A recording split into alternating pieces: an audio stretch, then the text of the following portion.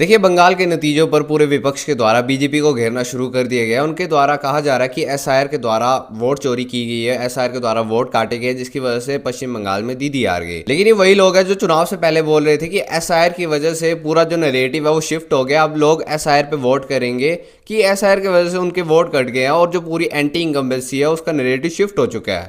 SIR में ममता बनर्जी ने एक अद्भुत काम किया। ममता बनर्जी ने एसआईआर को अपने पक्ष में कर लिया। ममता बनर्जी ने सिर्फ और सिर्फ वोट काटने को चुनाव का मुद्दा बना दिया।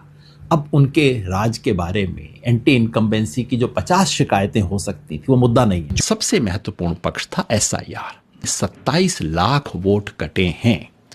लेकिन अब वही लोग बोल रहे हैं कि एसआईआर की वजह से दीदी हार गई। मतलब भाई साहब, कैसे कर लेते हो आप लोग? इतनी हिपोक्रेसी कहां से लाते हो? देखिए, एसआईआर केवल बंगाल में नहीं हुई थी, 4 अन्य राज्यों में जहां पे चुनाव हो रहे थे एसआईआर की प्रक्रिया वहां पे भी हुई थी। लेकिन इन लोगों को स्पेसिफिकली जो दिक्कत है वो बंगाल और असम से है, क्योंकि वहां पे बीजेपी जीत चुकी है। और जहां पे बीजेपी जीतती है वहां पे वोट चोरी होती है, और जहां पे विपक्ष जीतता है वहां पे तो बिल्कुल फ्री एंड फेयर इलेक्शन होता है, वहां पे एसआईआर कोई मुद्दा नहीं होता, ईवीएम बिल्कुल सही काम करता है। अगर हम लोग केरल की बात करें चाहे तमिलनाडु की बात करें, दोनों जगह बीजेपी को बिल्कुल ना के बराबर सीट्स आई है, कि 2 सीट्स आई है। वहां पे सब कुछ सही चल रहा है, वहां पे कांग्रेस आ चुकी है, यानी केरल में कांग्रेस आ चुकी है, वहां पे सब कुछ सही है।